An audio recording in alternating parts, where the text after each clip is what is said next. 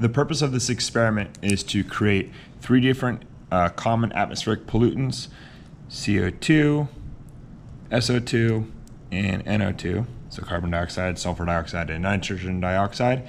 And I want to combine each of these with water to show their impact on the pH. What we find is that the pH will decrease for each one of these, and this is to simulate the effects of these pollutants in creating acid rain.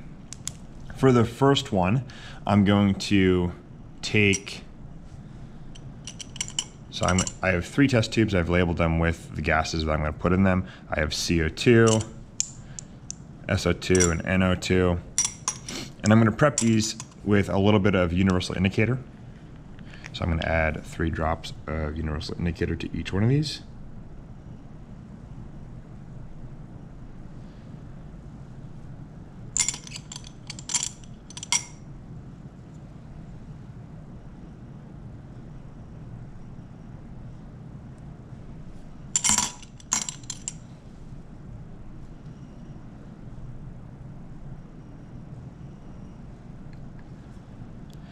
And then I'm going to add some distilled water to each.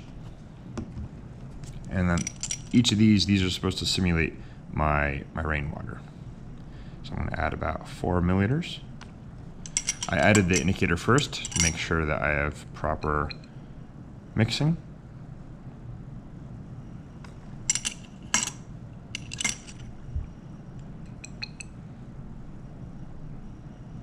And if I stir these, they should all be the same color initially.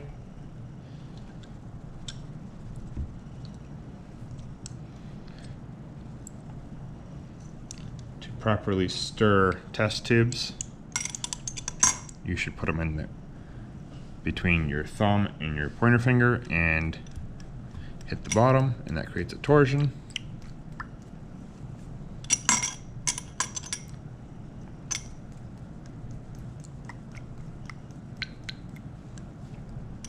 And I want a uniform color for each one of these. We do see that they are slightly different shades, and that's going to be due to contaminants that may have been in the test tubes originally.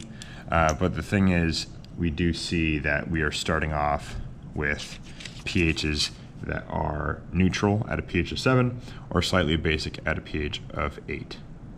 Since we are going to be testing the decrease in pH, this will be a good starting point for us.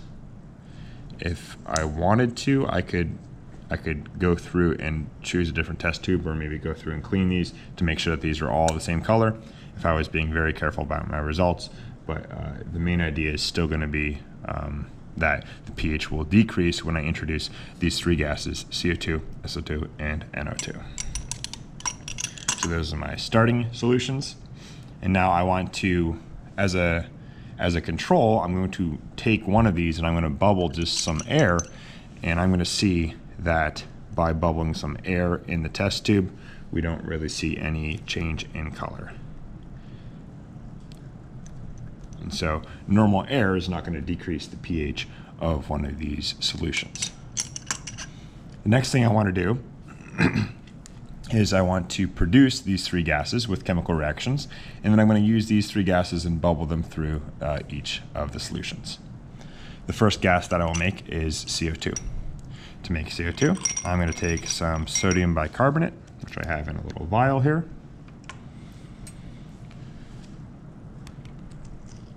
I just need a very small amount.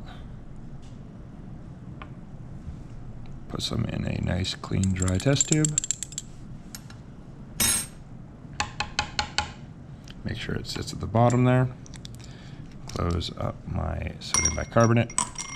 And now when I add hydrochloric acid, 1 molar hydrochloric acid, I'm going to create CO2. So I'm going to add some drops. And immediately I can see some bubbling. Those bubbles are CO2 bubbles. So to capture some of that CO2, I'm going to squeeze my pipette. I'm going to go right above the solution, being careful not to touch the acid. And I'm going to draw some of that gas into the pipette. I could set that aside, stopper so no more CO2 is going to escape. And I'm going to choose my CO2 test tube. So this is one is labeled, I pre-labeled it CO2 earlier. And I'm going to bubble some gas into this mixture.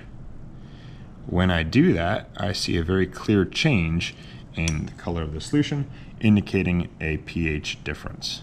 And so I started with a pH of 7, and looking at my scale here, it looks like I'm at a pH of somewhere between 5 and 6, so I'm going to say 5.5.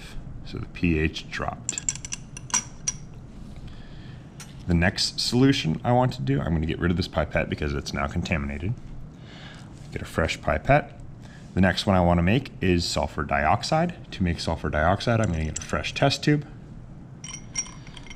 I'm going to use some sodium bisulfite and take a small amount, just like I did previously. Just a very small amount is all that I need.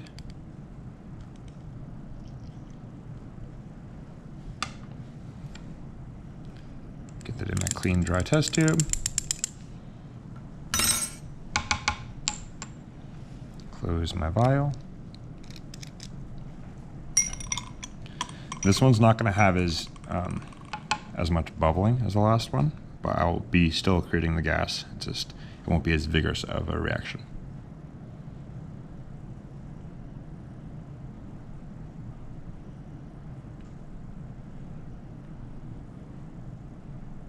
$15 drops ought to do it. Stir it around a little bit. I'm going to go in there with my pipette.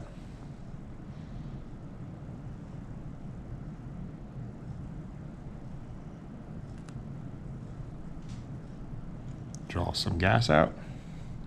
Set that aside. I'll stop it because I don't want sulfur dioxide being inhaled. Take my tube labeled sulfur dioxide. I'm going to bubble the solution. And we see our color change.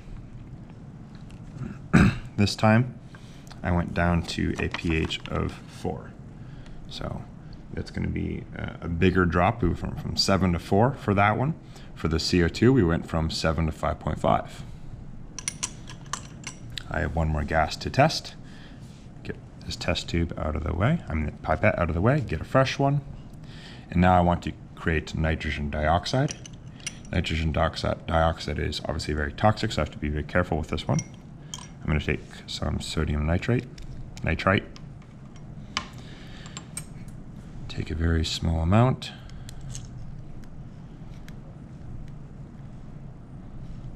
I don't want to create too much gas because it is toxic. So I'll focus on the small amount here. Get it in my test tube. And I'm going to try to work more quickly with this one since it is a toxic gas, more toxic than the other ones. And I'm going to be sure to stopper this as soon as I can. So I have my sodium nitrite. I'm going to add some hydrochloric acid.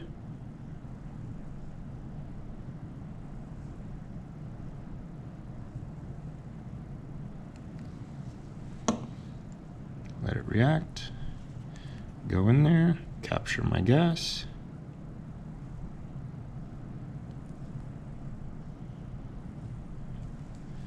I'm going to stopper the test tube. And I'm going to bubble the gas through the solution. And we see a color change once more. Just like the sulfur dioxide, this one went to a pH of 4. So there we are. We dropped from 7 to 4. So sulfur dioxide and nitrogen dioxide dropped from 7 to 4, and then the carbon dioxide dropped from 7 to 5.5. That concludes all of the data collection for this experiment. We should be able to analyze this data to see which gas is going to cause the greatest impact on the environment. That's it.